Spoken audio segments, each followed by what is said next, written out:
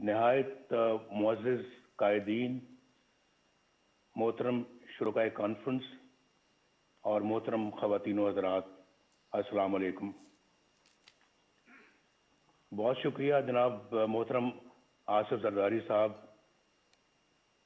اللہ تعالیٰ آپ کو بھی صحت تندرستی عطا فرمائے اور خیر و برکت عطا فرمائے۔ میری بہت ساری دعائیں آپ کے لیے بھی ہیں اور بلاول بھٹو زرداری صاحب کے لیے بھی ہیں۔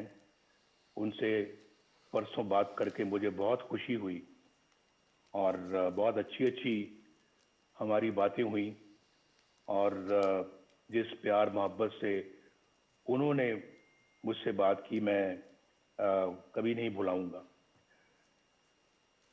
میں کانفرنس کے میزبان جناب آصف علی زرداری صاحب کا اور بلاول بھٹو زرداری صاحب کا اور مولانا فضل الرحمان صاحب کا اور تمام معزز قائدین کا بے حد شکر گزار ہوں کہ مجھے اس کانفرنس میں اپنی بات کہنے کا آپ نے موقع فراہم کیا۔ میں وطن سے دور ہوتے ہوئے بھی اچھی طرح جانتا ہوں کہ وطن عزیز کن حالات سے گزر رہا ہے اور عوام کن مشکلات کا شکار ہیں۔ یہ کانفرنس نہایت ہی اہم موقع پر منعقد ہو رہی ہے، بلکہ میں تو اسے ایک فیصلہ کن موڑ سمجھتا ہوں۔ پاکستان کی خوشحالی اور صحیح معنوں میں ایک جمہوری ریاست بنانے کے لیے ضروری ہے کہ ہم ہر طرح کی مصلحت چھوڑ کر اپنی تاریخ پر نظر ڈالیں اور بے باک فیصلے کریں، اور آج نہیں کریں گے تو پھر کب کریں گے؟ میں مولانا فضل الرحمان صاحب کی سوچ سے پوری طرح متفق ہوں کہ ہمیں رسمی اور روایتی طریقوں سے ہٹ کر اس کانفرنس کو با مقصد بنانا ہوگا، ورنہ قوم کو بہت مایوسی ہوگی۔ اور جو ابھی ٹرینڈ جناب آصف علی زرداری صاحب نے سیٹ کیا ہے، اسی کو آگے لے کے چلنا ہے۔ آپ سب جانتے ہیں کہ 73 برس سے پاکستان کو کن مسائل کا سامنا ہے۔ ان مسائل کی بنیادی وجہ صرف اور صرف ایک ہے، اور میں اپنے تجربے سے بول رہا ہوں۔ میرا بھی تجربہ الحمدللہ پاکستان کی پالیٹکس میں اور پاکستان کی خدمت میں کافی زیادہ ہے، اور میں یہ سمجھتا ہوں کہ پاکستان کو جو میں وجہ بتانا چاہ رہا ہوں وہ یہ ہے کہ پاکستان کو جمہوری نظام سے مسلسل محروم رکھا گیا ہے۔ جمہوریت کی روح عوام کی رائے ہوتی ہے، یعنی ملک کا انتظام وہ لوگ چلائیں جنہیں عوام اپنے ووٹوں کی اکثریت سے یہ حق دے، اور ہمارے آئین کی ابتدا بھی انہی الفاظ سے ہوتی ہے کہ اللہ تعالیٰ ہی کائنات کا حاکم مطلق ہے، جس کا کوئی شریک نہیں۔ اس کے طے کردہ حدود کے اندر رہتے ہوئے پاکستان کے عوام کی طرف سے استعمال کیا جانے والا اختیار ایک مقدس امانت کا درجہ رکھتا ہے۔ آئین کے مطابق ہمارے جمہوری نظام کی بنیاد عوام کی رائے پر ہے۔ دنیا بھر کی جمہوریتوں کا یہی اصول ہے۔ جب جمہوریت کی اس بنیاد پر ضرب لگتی ہے اور ووٹ کی عزت کو پامال کر دیا جاتا ہے تو سارا جمہوری عمل بالکل بے معنی اور جعلی ہو کر رہ جاتا ہے۔ جب عوام کے مقدس امانت میں خیانت کی جاتی ہے اور انتخابی عمل سے پہلے یہ طے کر دیا جاتا ہے کہ کس کو جتانا ہے اور کس کو ہروانا ہے۔ انتخابات میں دھاندلی سے مطلوبہ نتائج حاصل کر لیے جاتے ہیں اور رہی صحیح کسر حکومت سازی کے لیے جوڑ توڑ میں نکال دی جاتی ہے، تو اندازہ لگایا جا سکتا ہے کہ کس طرح سے عوام کو دھوکہ دیا جاتا ہے اور عوامی مینڈیٹ کیسے چوری کیا جاتا ہے۔ بدقسمتی سے پاکستان کو اس طرح کے تجربات کی لیبارٹری بنا کر رکھ دیا گیا ہے۔ اگر کبھی عوام کی کوئی نمائندہ حکومت بن بھی گئی تو اسے ہر طرح کی سازش کے ذریعے سے پہلے بے اثر اور پھر فارغ کر دیا جاتا ہے۔ اس میں یہ بھی پرواہ نہیں کی جاتی کہ اس سے ریاستی ڈھانچہ کمزور ہوگا، اقوام عالم میں جگ ہنسائی ہوگی اور عوام کا ریاستی اداروں پر سے اعتماد اٹھ جائے گا۔ یہ بات پاکستان کے بچے بچے کی زبان پر ہے کہ 73 سالہ تاریخ میں ایک بار بھی کسی منتخب وزیر اعظم کو اپنی 5 سال کی آئینی مدت پوری نہیں کرنے دی گئی۔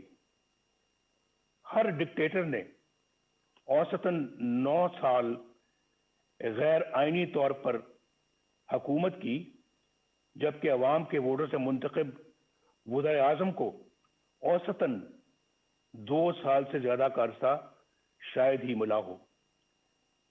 جرنیلوں کی مہم جوئی کو روکنے کے لیے 1973 کے آئین میں آرٹیکل 6 ڈالا گیا، آرٹیکل 6، لیکن اس کے بعد بھی 20 سال جرنیلی آمریت کے نظر ہو گئے۔ خواتینوں حضرات اور جناب صدر، جب ایک ڈکٹیٹر کو آئین شکنی کے جرم میں پہلی بار عدالت کے کٹہرے میں لایا گیا تو آپ نے دیکھا کیا ہوا؟ کیا ہوا؟ مجھے یہ کہتے ہوئے دکھ ہوتا ہے کہ جس طرح ہر مارشل لاء کو عدالتوں نے جائز قرار دیا، ڈکٹیٹرز کو آئین سے کھلواڑ کرنے کا اختیار دیا، 3 سالوں کے لیے دیا، اسی طرح 2 بار آئین توڑنے والے کو بریت کا سرٹیفکیٹ بھی عدالتوں ہی نے دیا۔ اسے ایک دن تو کیا، 1 گھنٹے کے لیے بھی جیل میں نہ ڈالا جا سکا۔ پوری داستان ہے میرے پاس جو کسی وقت سناؤں گا کہ کہاں سے کہاں لے گئے، جبکہ آئین پر عمل کرنے والے ابھی تک کٹہروں میں کھڑے ہیں اور جیلوں میں پڑے ہیں۔ ہماری تاریخ میں تقریباً 33 سال کا عرصہ فوجی آمریت کی نظر ہو گیا۔ یہاں صرف ایک ڈکٹیٹر پر مقدمہ چلا، خصوصی عدالت بنی، کارروائی ہوئی، اسے آئین اور قانون کے تحت سزا سنائی گئی، لیکن کیا ہوا؟ میں پوچھنا چاہتا ہوں کیا ہوا؟ کیا مجرم گرفت میں آ گیا؟ کیا سزا ملی؟ یہ سب تو دور کی بات، ہوا تو یہ کہ عدالت اس سرے سے غیر آئینی قرار دے دی گئی۔ یہاں کوئی یہ انہونی بات نہیں، یعنی پاکستان میں یہ کوئی انہونی بات نہیں کہ کسی ڈکٹیٹر کے بڑے سے بڑے جرم پر بھی کوئی کارروائی نہ ہو، اور اگر ہو بھی جائے تو کوئی اسے چھو بھی نہ سکے، اور اگر کوئی فیصلہ آ بھی جائے تو صرف سزا ہی نہیں عدالت کو بھی ہوا میں اڑا دیا جائے، لیکن آخر کب تک؟ کب تک؟ اس کے برعکس ان سیاستدانوں کو دیکھیے جو عوام کے ووٹوں سے وزیر اعظم بنے، کوئی قتل ہو گیا، کوئی پھانسی چڑھ گیا، کوئی ہائی جیکر بن گیا، چور اور غدار قرار دے دیا گیا، کسی کو جلا وطن کر دیا گیا، اور کوئی عمر بھر کے لیے نااہل ہو گیا۔ ان کے گناہ اور سزائیں ختم ہونے میں آ ہی نہیں رہی، وہ جھوٹے مقدمات میں اپنی ماؤں، اپنی بہنوں، اپنی بیٹیوں کے ساتھ پیشیاں بھگت رہے ہیں۔ دراصل یہ سلوک پاکستان کے عوام کے ساتھ کیا جا رہا ہے، اور سزا بھی پاکستان کے عوامی کو مل رہی ہے۔ آپ میں سے اکثر کو حکومت کا بھی تجربہ ہے۔ آپ جانتے ہیں کہ عوام کی حمایت سے کوئی جمہوری حکومت بن جائے تو کس طرح اس کے ہاتھ پاؤں باندھ دیے جاتے ہیں، اور کس طرح عوامی نمائندوں کی تذلیل اور تحقیر ہوتی ہے، کس طرح کردار کشی کا ایک منظم سلسلہ شروع ہو جاتا ہے، کس طرح قومی مفاد کے خلاف کسی سرگرمی کی نشاندہی کرنے پر انہیں ملک دشمن اور غدار قرار دے دیا جاتا ہے۔ خلاصہ یہ ہے کہ یہاں یا تو مارشل لا ہوتا ہے یا پھر منتخب جمہوری حکومت سے کہیں زیادہ طاقتور پیرلل یعنی متوازی حکومت قائم ہو جاتی ہے، ایک پیرلل نظام چلتا ہے۔ غالباً ایک بار سابق وزیر اعظم یوسف رضا گیلانی صاحب نے کہا تھا کہ یہاں اسٹیٹ ود ان اسٹیٹ قائم ہے، جسے برداشت نہیں کیا جا سکتا۔ دکھ کی بات یہ ہے کہ اب معاملہ state with in the state سے آگے نکل کر اسٹیٹ ابو دا اسٹیٹ تک جا پہنچا ہے۔ عوام کے حق حکمرانی کو تسلیم نہ کرنے اور نتیجتاً متوازی یعنی پیرلل حکومت کا مرض ہی ہماری مشکلات کا اور ہمارے مسائل کی اصل جڑ ہے۔ This is the root cause of our problems۔ یہ جڑ ہے ہمارے مسائل کی، اور یہی وجہ ہے کہ عالمی برادری میں ہماری ساکھ ختم ہو کر رہ گئی۔ 2018 کے انتخابات کے بعد متعدد ملکی اور غیر ملکی اداروں کی طرف سے انتخابی عمل کی شفافیت پر سوالات اٹھائے گئے۔ میں تو جیل میں تھا، لیکن خبریں مجھے سب ملتی رہی ہیں۔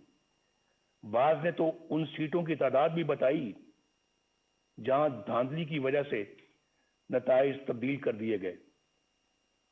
ان حلقوں کی اتنی تعداد ہے کہ اگر ان میں دھاندلی کے ذریعے نتائج تبدیل نہ کیے جاتے تو بیساکھیوں پر کھڑی یہ حکومت کبھی بھی وجود میں نہیں آ سکتی تھی۔ آج قوم جن حالات سے دوچار ہے اس کی بنیادی وجہ وہ لوگ ہیں جنہوں نے عوام کی رائے کے خلاف نااہل حکمرانوں کو ملک پر مسلط کیا۔ انتخابات ہائی جیک کر کے اقتدار چند لوگوں کو منتقل کر دینا بہت بڑی بددیانتی اور آئین شکنی ہے۔ ہم چند روپوں کی خاطر ڈاکہ ڈالنے والوں کے لیے تو بڑی سے بڑی سزا کا تقاضا کرتے ہیں، لیکن عوام کے حقوق پر ڈاکہ ڈالنا کتنا سنگین جرم ہے، کیا کسی نے سوچا ہے؟ معزز خواتین و حضرات، کیا میں یہ پوچھنے کی جسارت کر سکتا ہوں کہ 2018 کے انتخابات میں گھنٹوں RTS کیوں بند رکھا گیا؟ گنتی کے دوران پولنگ ایجنٹس کو کیوں نکال باہر کیا گیا؟ انتخابات میں دھاندلی کیوں کر کی گئی؟ کس کے کہنے پر کی گئی؟ کس کے لیے کی گئی؟ اور کون سے مفادات کے لیے کی گئی؟ اس میں سابق چیف الیکشن کمشنر اور سیکرٹری الیکشن کمیشن کو بھی جواب دینا ہوگا، اور جو لوگ بھی دھاندلی کے ذمہ دار ہیں ان سب کو حساب دینا ہوگا۔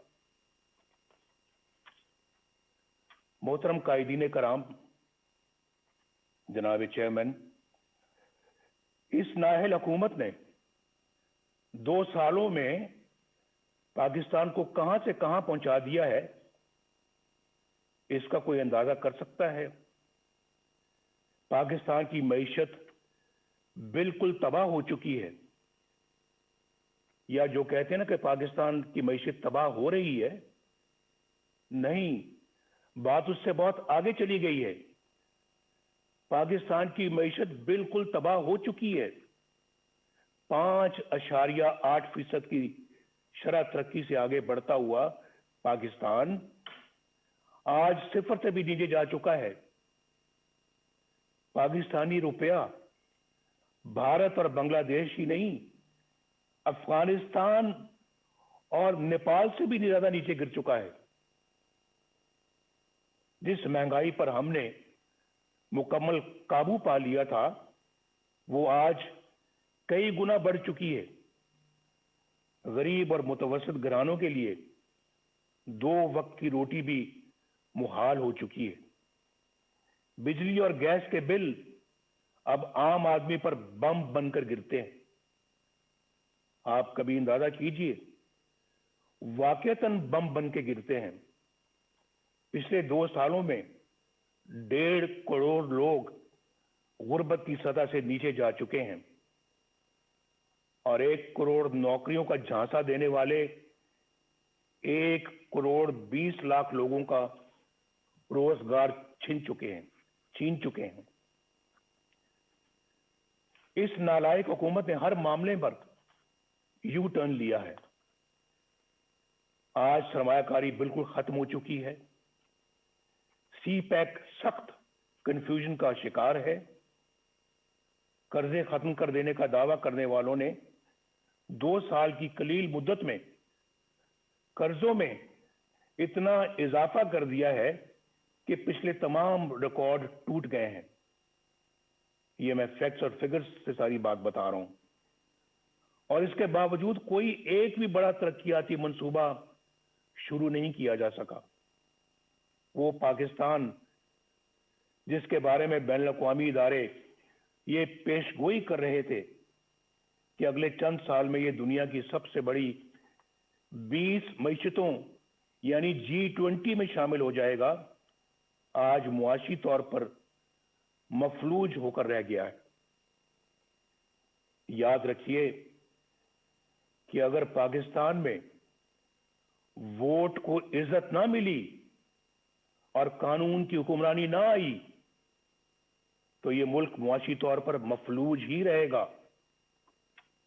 اور میں کھلے الفاظ میں یہ واضح کر دینا چاہتا ہوں کہ ایسے ممالک اپنے دفاع کے قابل بھی نہیں رہتے، خاص طور پر اس وقت جب آپ کے دشمن آپ کی کمزوریوں کا فائدہ اٹھا رہے ہوں۔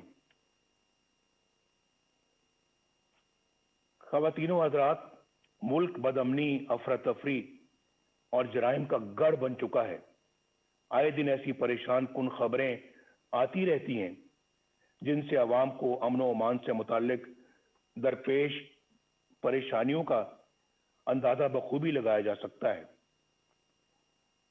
شیخوپورہ سیالکوٹ روڈ پر قوم کی ایک بیٹی کے ساتھ پیش آنے والا واقعہ دل دہلا دیتا ہے۔ اس سانے کے بعد مزید تکلیف کا باعث اس سنگ دل پولیس افسر کا ہے جو بنیادی انسانی اقدار سے بھی محروم ہے۔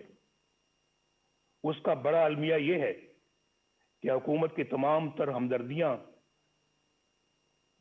قوم کی بیٹی کے بجائے اپنے چہیتے پولیس افسر کے ساتھ ہے۔ جناب چیئرمین، پاکستان آبادی کے لحاظ سے دنیا کا چھٹا بڑا ملک ہے، جغرافیائی اعتبار سے بھی انتہائی اہم ہے۔ پاکستان کی خارجہ پالیسی بنانے کا اختیار عوامی نمائندوں کے پاس ہونا چاہیے۔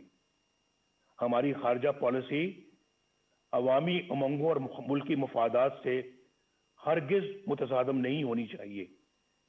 کھربوں روپے کے نقصان اور ہزاروں جانیں قربان کرنے کے باوجود ہم کبھی فیٹف اور کبھی کسی اور کٹہرے میں کھڑے شرمناک صفائیاں پیش کر رہے ہوتے ہیں۔ جب کشمیر کا نام زبان پر آتا ہے تو 73 سال سے دی جانے والی قربانیاں آنکھوں کے سامنے آ جاتی ہیں۔ کشمیری عوام پر مظالم کا سلسلہ تو کئی سالوں سے جاری ہے، مگر کشمیر کو ہڑپ کرنے کا حوصلہ آج تک کسی کا نہیں ہوا۔ اب بھارت نے ایک غیر نمائندہ اور غیر مقبول اور کٹ پتلی پاکستانی حکومت دیکھ کر کشمیر کو اپنا حصہ بنا لیا ہے، اور ہم احتجاج بھی نہ کر سکے۔ دنیا تو کیا اپنے دوستوں کی حمایت بھی نہ حاصل کر سکے۔ آخر ایسا کیوں ہے؟ کیوں ہوا ایسے؟ کیوں ہم عالمی تنہائی کا شکار ہو گئے؟ کیوں آج ہماری بات دنیا سننے کے لیے تیار نہیں ہے؟ کیوں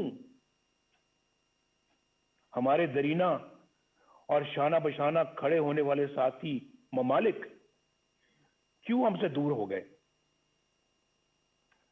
شاہ محمود قریشی نے کس منصوبے کے تحت وہ بیانات دیے جن سے ہمارے بہترین دوست سعودی عرب کی دل شکنی ہوئی؟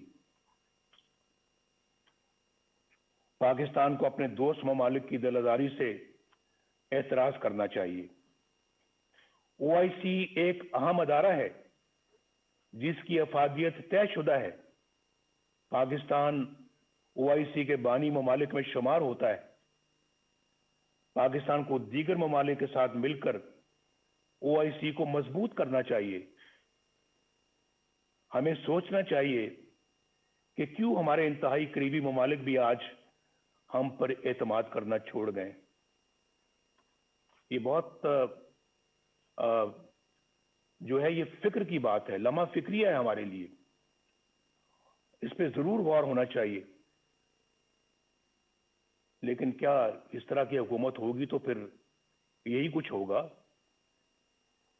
اور آپ کی خارجہ پالیسی کو بچوں کا کھیل بنا کے رکھ دیا گیا ہے۔ خواتین و حضرات، وقت آ گیا ہے کہ ان تمام سوالوں کے جواب لیے جائیں۔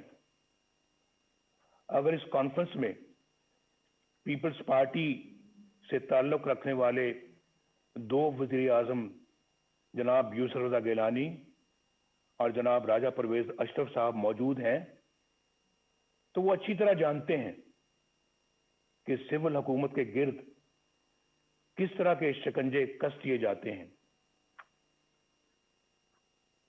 کس طرح ایسی کارروائیاں ہو جاتی ہیں جن کا وزیر اعظم کو علم ہی نہیں ہوتا۔ خود محترم زرداری صاحب کو بھی اس کا علم ہے کہ نہ وزیر اعظم کو نہ صدر کو علم ہوتا ہے، اور پھر ان کارروائیوں کی بھاری قیمت ریاست کو ادا کرنی پڑتی ہے۔ 4 سال پہلے اکتوبر 2016 میں قومی سلامتی کے امور پر بحث کے دوران جب توجہ دلائی گئی کہ ہمارے دوستوں سمیت دنیا بھر کے ممالک کو ہم سے شکایت ہے اور ہمیں اپنا احتساب خود کرتے ہوئے ایسے اقدامات کرنے چاہیے کہ دنیا ہماری طرف انگلیاں نہ اٹھائے. تو اسے ڈان لیکس بنا دیا گیا. ایجنسیوں کے اہلکاروں پر مشتمل جے آئی ٹی بنی. اندازہ کیجئے, جے آئی ٹی بنی. ثبوت تو کسی کے خلاف کچھ نہ تھا, لیکن پروپیگنڈا مشینوں کے ہاتھوں ہمیں اور مجھے بھی غدار اور ملک دشمن ٹھہرا دیا گیا. وزیر اعظم کے احکامات کو ایک ماتحت ادارے کے اہلکار کی طرف سے کی گئی ٹویٹ میں ریجیکٹڈ یعنی مسترد کا ٹائٹل عطا کر دیا گیا. آپ کو سب یاد ہوگا. سی پیک کو ناکام بنانے کا سلسلہ 2014 میں اس وقت شروع ہوا جب دھرنوں کے ذریعے چین کے معزز صدر کا دورہ ملتوی کروا دیا گیا. چین ہمارا دیرینہ اور مخلص دوست ہے جو پاکستان کے ساتھ ہر موقع پر شانہ بشانہ کھڑا رہا. پاکستان اور چین کے تعلقات مزید مستحکم کرنے میں اور سی پیک کے حوالے سے صدر شی جن پنگ کا کردار قابل تعریف ہے. سی پیک کا یہ عظیم منصوبہ حکومت کی اسی نااہلی کی نظر ہو رہا ہے جو زندگی کے ہر شعبے میں نظر آ رہی ہے.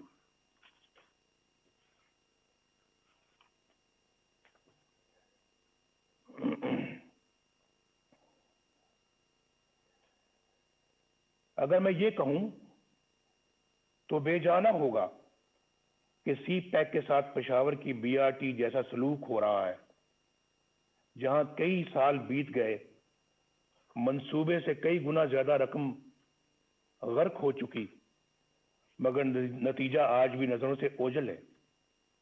آئے دن کبھی دوران سفر بسوں میں آگ لگ جاتی ہے تو کبھی بارش ناقص تعمیر کا پول کھول کر رکھ دیتی ہے. یہاں نیب کے کردار کا جائزہ لینا بھی ضروری ہے. سچی بات تو یہ ہے کہ ایک ڈکٹیٹر کے بنائے ہوئے اس ادارے کو برقرار رکھنا ہماری غلطی تھی, لیکن یہ بھی سچ ہے کہ ہم نے کبھی نہیں سوچا تھا کہ یہ ادارہ اس حد تک گر سکتا ہے. یہ ادارہ نہیں بلکہ اندھے حکومتی انتقام کا اعلی کار بن چکا ہے. اس کے کئی سینئر اہلکاروں کے گھناؤنے کردار فاش ہو چکے ہیں. اس ادارے کا چیئرمین جاوید اقبال اپنے عہدے اور اختیارات کا انتہائی نازیبا اور مذموم استعمال کرتے ہوئے پکڑا جاتا ہے, مگر نہ تو کوئی انکوائری ہوتی ہے, نہ ایکشن لیا جاتا ہے, اور نہ ہی شفافیت کے دعوے دار عمران خان پر کوئی جوں ریتتی ہے. اس کے باوجود یہ شخص ڈٹائی سے اپنے عہدے پر براجمان انتقام کے ایجنڈے پر دھڑلے سے عمل کرتا ہے. لیکن بہت جلد انشاءاللہ ان سب کا یوم حساب آئے گا انشاءاللہ. بین الاقوامی ادارے اور ہماری اعلیٰ عدالتیں نیب کے منفی کردار پر بڑی واضح رائے دے چکی ہیں. یہ ادارہ انتہائی بدبودار ہو چکا ہے اور یہ مکمل طور پر اپنا جواز کھو چکا ہے.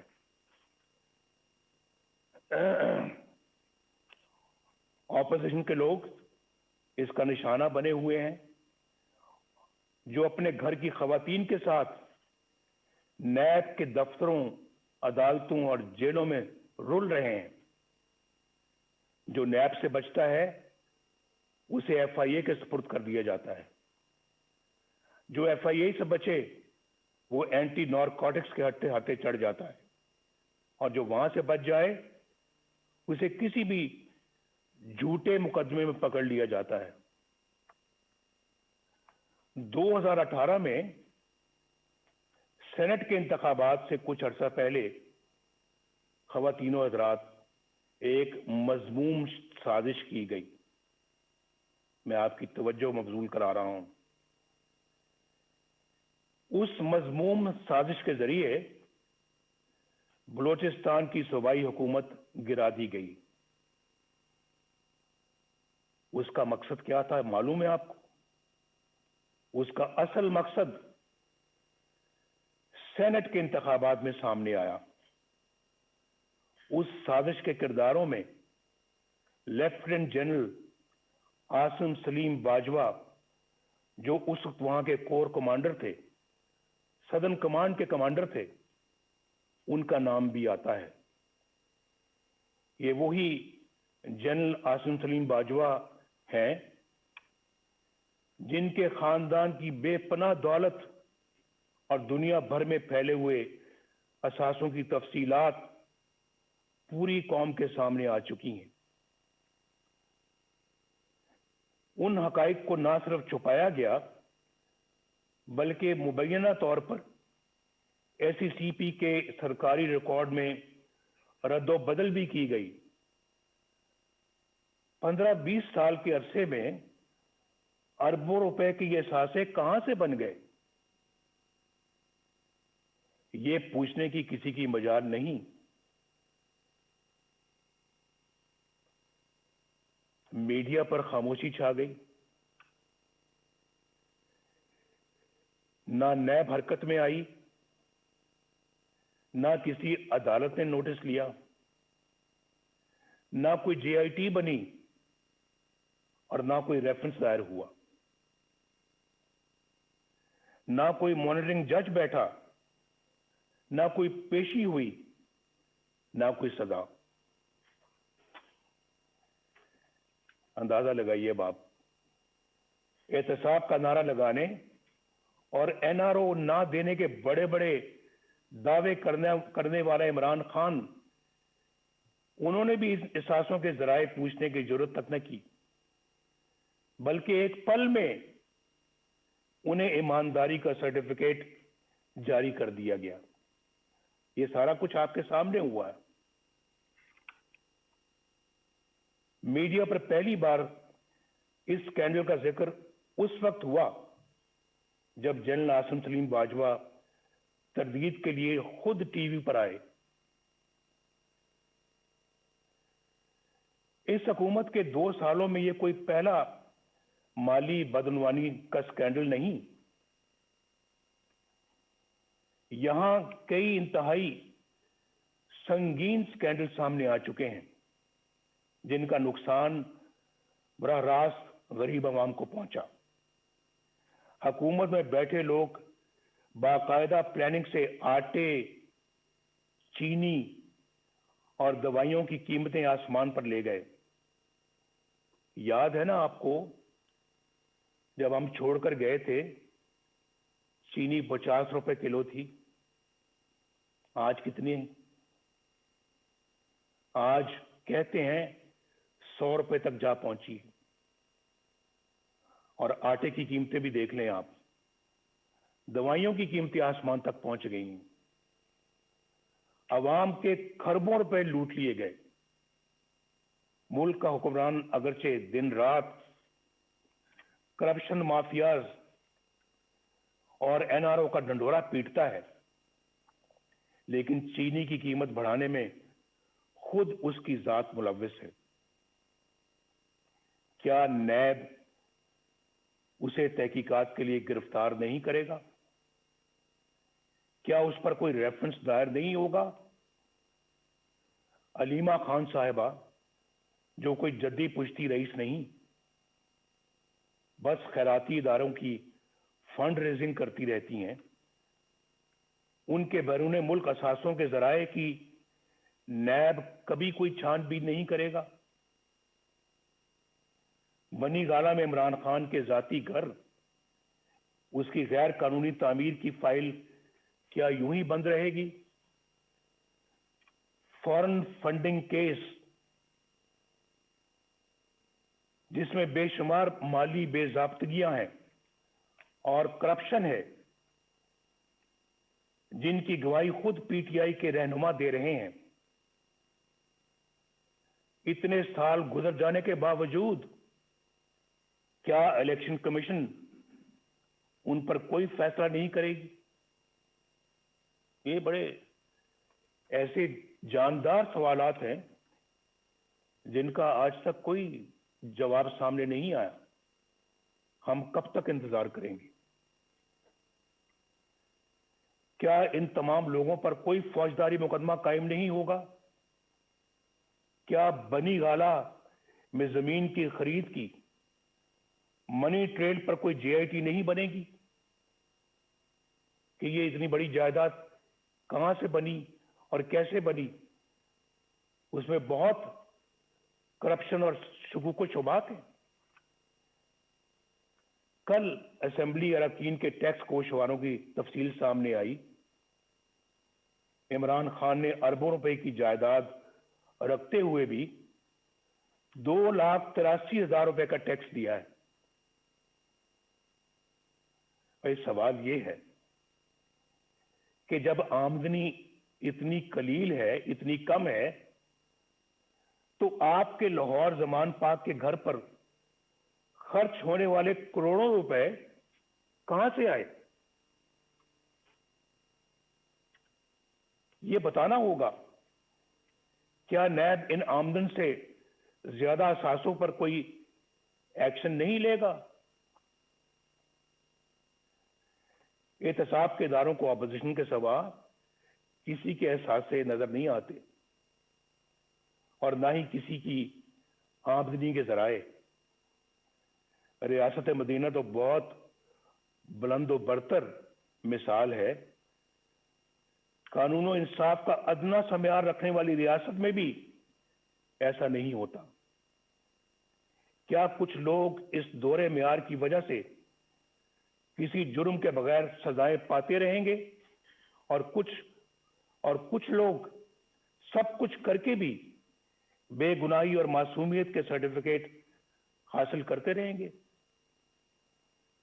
قوم کب تک دیکھنے اور جاننے کے باوجود خاموشی سے یہ سب کچھ سہتی رہے گی؟ کیا ہم ایسا پاکستان اپنی آنے والی نسلوں کے لیے چھوڑنا چاہتے ہیں؟ فیصلہ کر لیں آج. کیا ہم ایسا پاکستان اپنی آنے والی نسلوں کے لیے چھوڑنا چاہتے ہیں؟ میں تو کہوں گا نہیں، ہرگز نہیں، کبھی بھی نہیں، کبھی بھی نہیں. مجھے ایک بڑا پرانا ایک شعر یاد آ رہا ہے. دل بغض و حسد سے رنجور نہ کر، یہ نور خدا ہے، اسے بے نور نہ کر.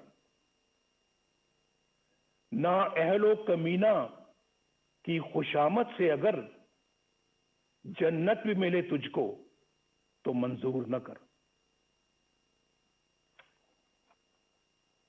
میں تو ان خیالات کا حامی ہوں، اس نظریے کا حامی ہوں.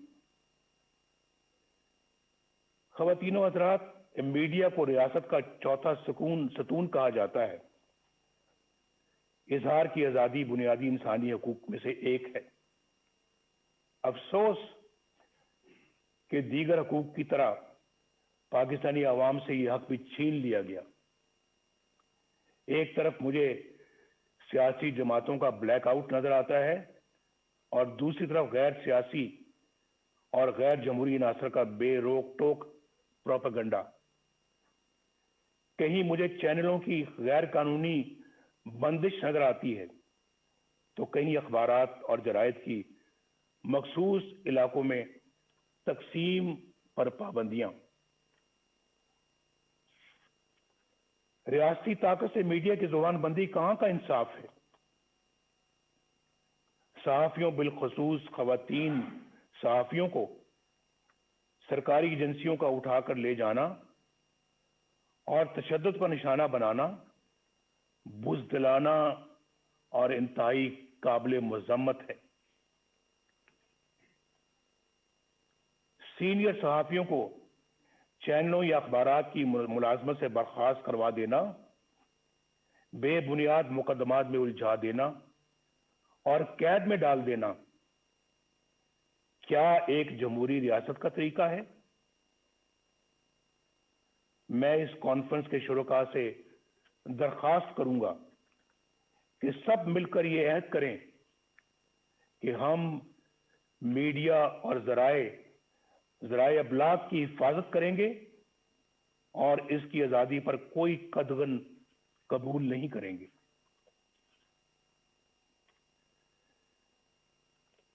خواتین و حضرات، محترم چیئرمین بلاول بھٹو صاحب،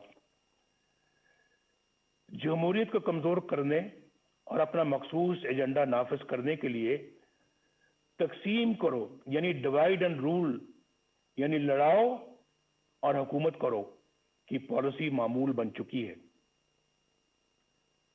کچھ عرصہ پہلے تک یہ تقسیم سیاستدانوں تک محدود تھی، جنہیں مخصوص حلقوں کی طرف سے بلایا، ڈرایا اور دھمکایا جاتا تھا۔ یہ طریقہ سیاسی جماعتیں توڑنے اور فارورڈ بلاک بنانے یا پھر مرضی کی پارٹیاں بنانے کے لیے استعمال ہوتا رہا اور آج بھی ہوتا ہے۔ محکمہ زراعت کو تو آپ سمجھتے ہی ہیں۔ آج ہمیں یہ فیصلہ کرنا ہوگا کہ ہم ایک ہیں اور قومی مفاد کی خاطر تقسیم ہونے سے انکار کرتے ہیں۔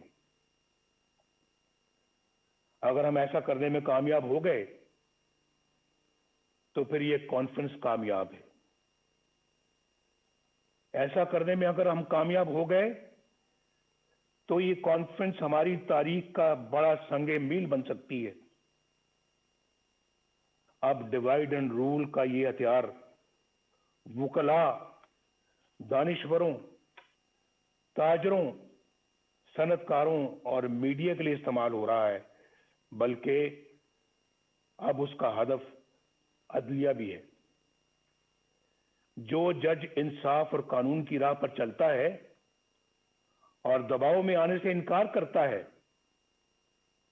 اسے عہدے سے ہٹانے کی سازشیں شروع ہو جاتی ہیں۔ جسٹس شوکت عزیز صدیقی اور جسٹس قاضی فائز عیسیٰ کی مثالیں ہمارے سامنے ہیں۔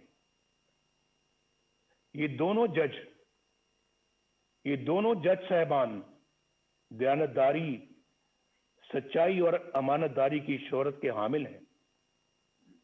آج تک کسی فورم نے یہ تحقیق ضروری نہیں سمجھی کہ جسٹس شوکت عزیز صدیقی نے جو کچھ حلفاً کہا، یعنی حلف پر کہا، اس کا بھی تو جائزہ لیا جائے۔ بعض امیر ججوں کے ساتھ یہاں ایسا ہی سلوک کیا جاتا ہے۔ انفارچونیٹلی یہاں انصاف پسند اور امانت دار نہیں بلکہ ایسے منصف تلاش کیے جاتے ہیں جو ان کے ہر جائز اور ناجائز مطالبات تسلیم کریں، ان کے جبر و استبداد اور بلیک میلنگ کے آگے سر تسلیم خم کریں، نظریہ ضرورت بنائیں اور پروان چڑھائیں۔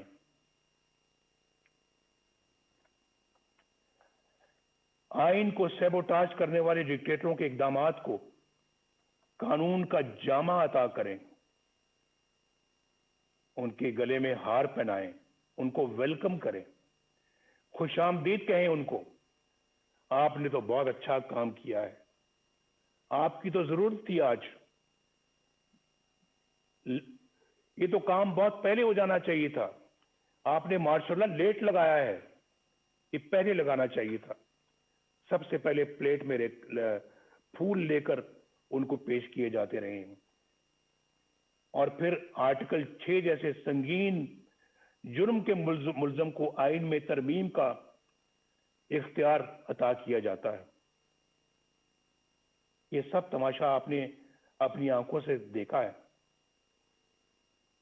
اس کے باوجود یہ سب کچھ دوبارہ کہنے کی نوبت آ رہی ہے.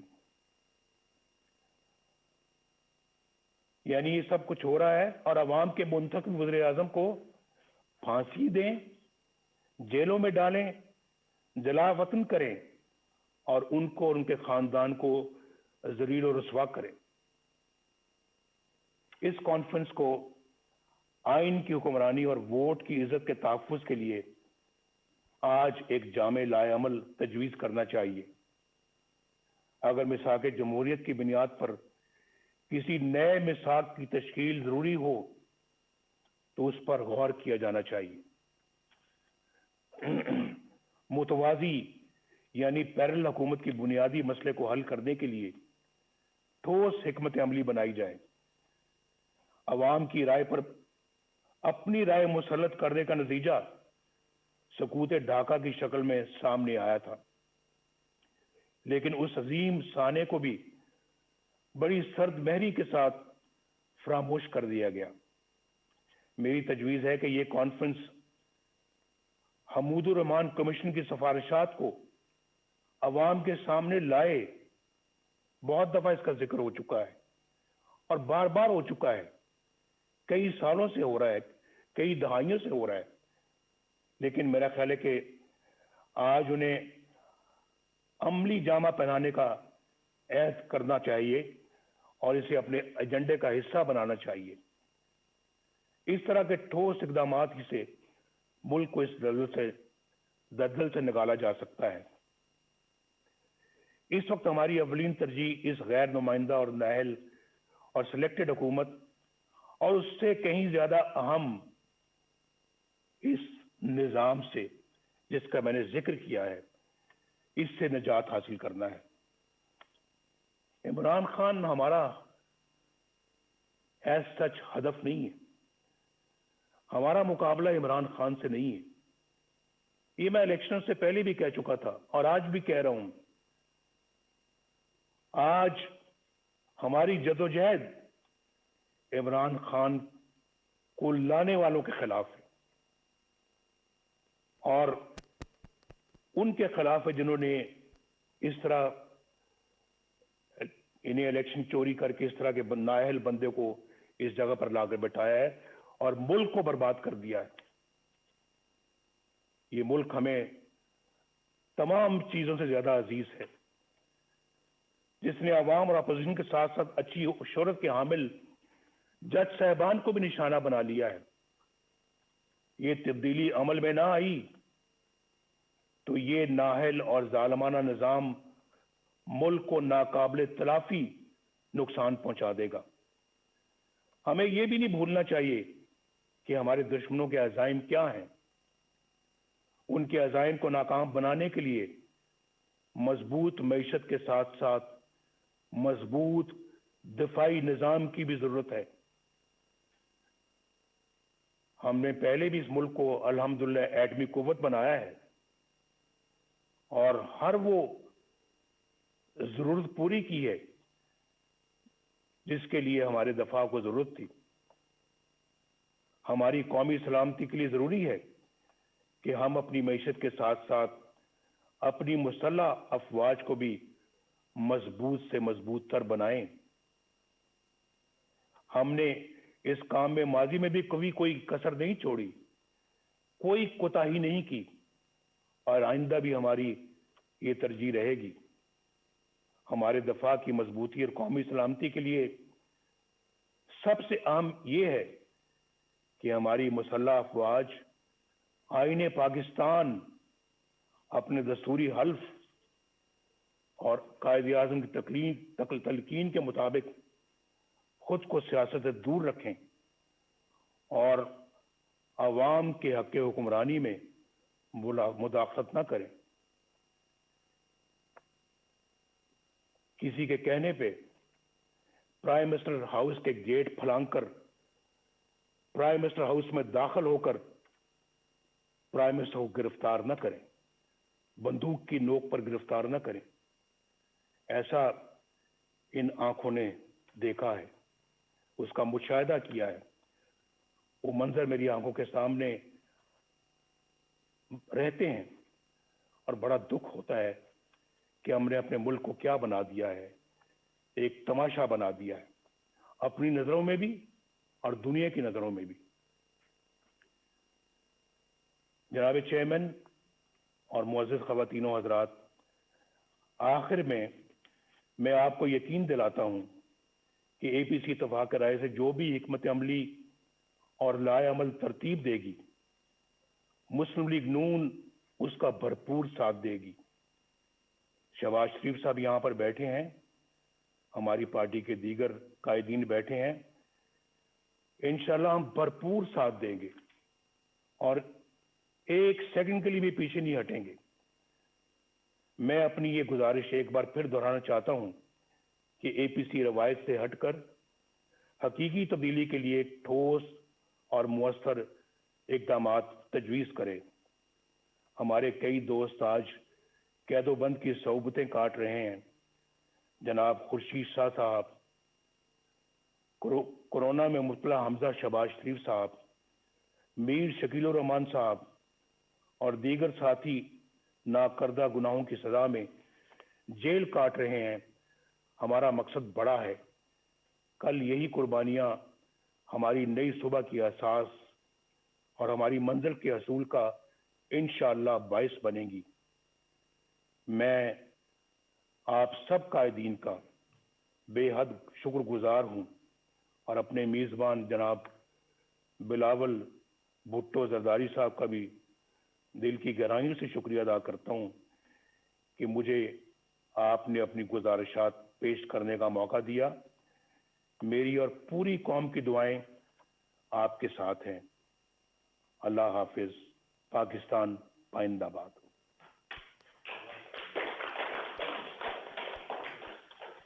السلام ایکسکیوز می, اگر مناسب ہو تو پلیز سب کی رائے کہ موبائل فونز جمع کرا دیں پلیز.